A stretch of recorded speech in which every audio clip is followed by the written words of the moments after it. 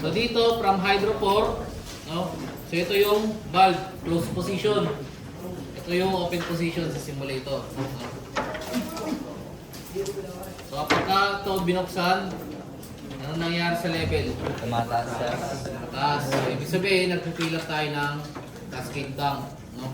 By the way, pag sinabing cascade tank, hot well, feed filter tank, iisa lang yun. Then, ito yung outlet. Pagka ganitong position, ano yan? Three-way valve. Three-way valve. Alam mo na. Bypass valve, sir. Bypass valve. So, dadaan ng salinometer o hindi? Hindi, kasi nakabukas yung bypass. So, ang gagawin natin, bubuksan natin yung inlet at outlet ng salinometer, close yung bypass valve. So, in that way, the water will flow to the salinometer. Intindihan? Then, it will pass to the feed pump number 1, going to the boiler. So, open. Ito yung close. So, open natin. Then, ito yung surface blowdown, bottom blowdown, overboard valve. So, magbabawas yan ng tubig. Then, yung pump natin to fill up automatically. Punta tayo ng control panel, main switch on, feed pump, stop the alarm, feed pump, number 1, put in auto, number 2, let's put in standby, then on.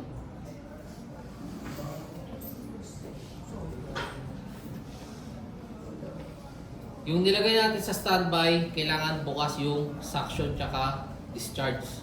Otherwise, kapag close yung valve and the pump is running, it will run dry. Masisira yung pump nyo.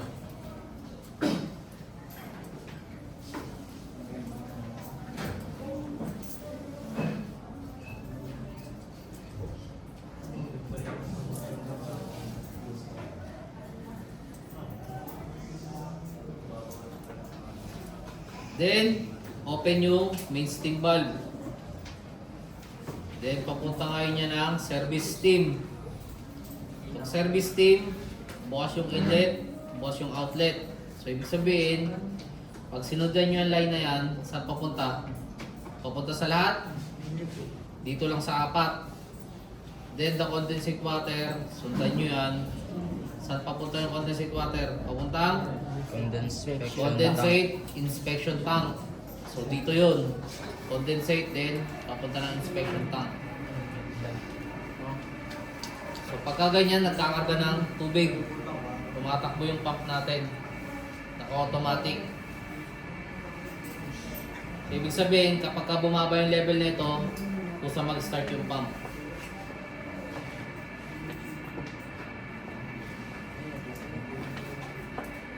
Then we will close yung blowdown valves. Ano ulit pinagkaiba? Pag sinabing exhaust gas, saan galing yung init? Main engine, sir. Engine. So simulate natin, tatakbo yung main engine. Then observe nyo yung steam pressure. Kapag ka nag 0.73 megapascal, observe nyo yung control valve. Para maintindihan yung sinasabi ko sa inyo na kapag ka sumobra ang set point, babalik ng condenser.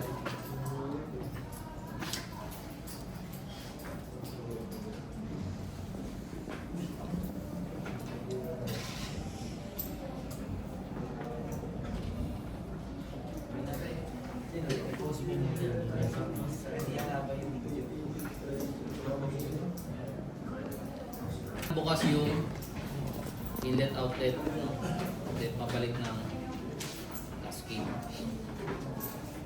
Nakikita nyo, meron ng steam na nagpo-flow. So, papunta ngayon siya dito sa 4 na tank. Then ito yung condensate, yung blue. Ayun, liquid na siya. Tapos babalik dito sa may condensate. Tapos lipit ko. Nagkaano ulit siya. Pag bumabata mo yung ito. Ano tawag niya sa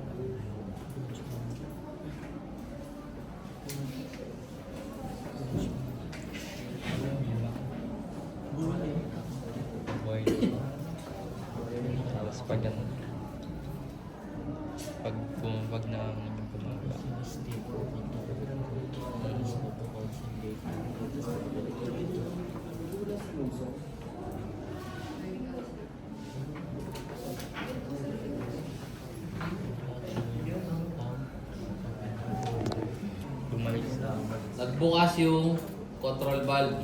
isa. Then, pumasok ng condenser. Then, the condensed water, bumalik ng fuel. Intindihan? Isa. So, observe nyo naman. Naging 0.73 kasi. Bawasan muna natin ang tubig para tumakbo yung pump.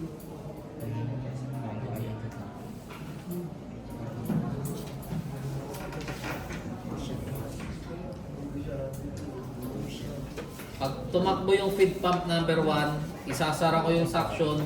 Observe nyo anong mangyari. So yan, tumatakbo yan, di ba? Sino ba yun, ah?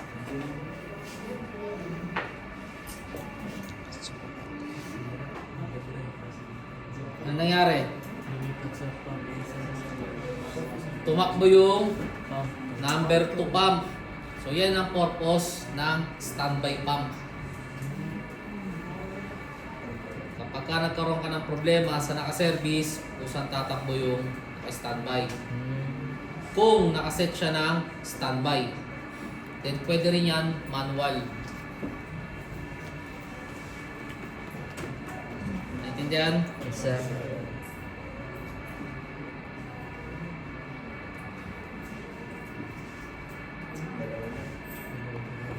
So para i-reset,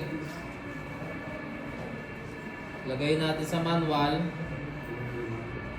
off natin, balik ng standby, then on. Ay, on na naman.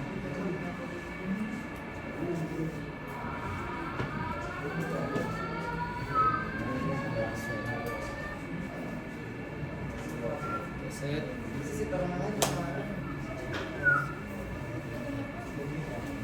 Ay,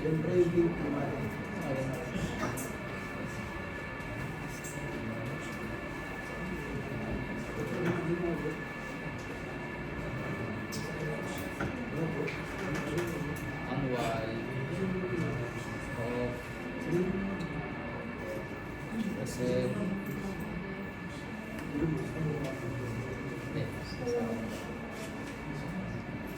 Naubos tubig natin.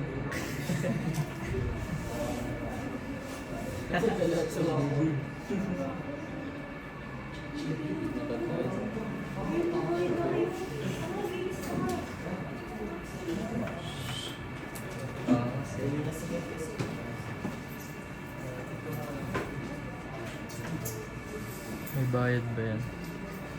May bayad siguro yan.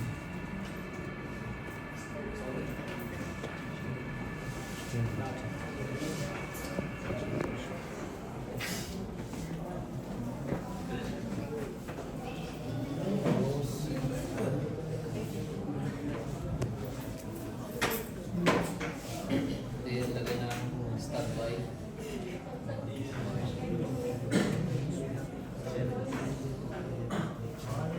Okay, so ito yung exhaust gas section. Yung kulay orange na yan. Yung oil fired, itong puti. No? So let's say, para yung main engine. Gagamit tayo ngayon ng burner. So check muna natin yung fuel line. Suction, open. Suction, discharge ng pump, open. Padaanin natin ng filter.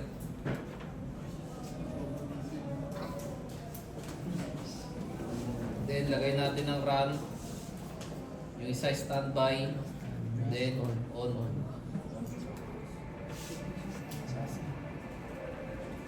So, pagka ganyan, nagsisirculate. Yung standby pump natin, buksan natin yung suction discharge valve. Para in case na magloko yung number 1, smooth tatakbo yung number 2. Then, ipapire natin yung boiler.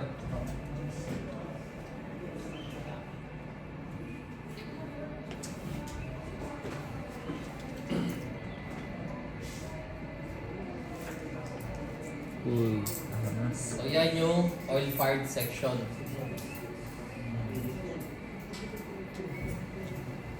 Then, circulate yung steam pressure. Tumataas.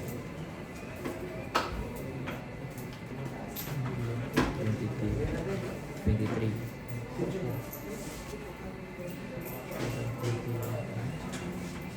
$73 yan, pre. Bago umano dito sa condenser.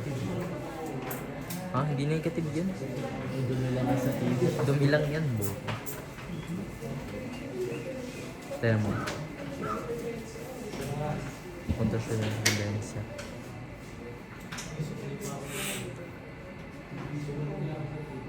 Review.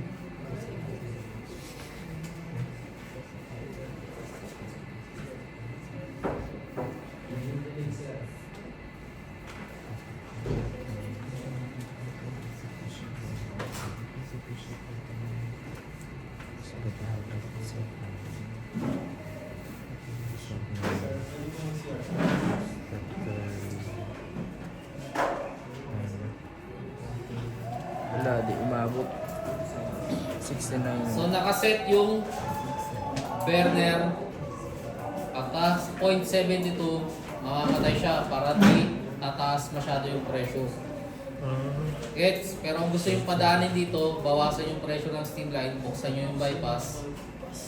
Dadaan yan dyan.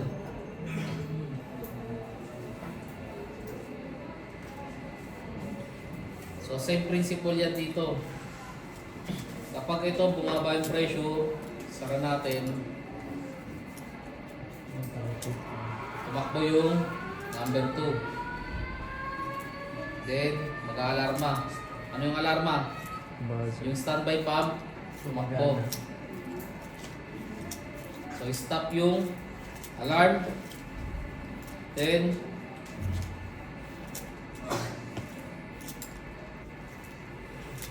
off yung number 2.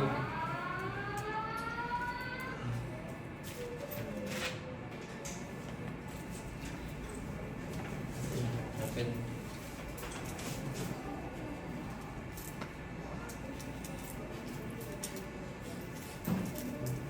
Then ito naman yung papunta ng chemicals, no? Ito yung chemical, ito yung dosing pump, then inject ng chemical, bubuksan lang yun.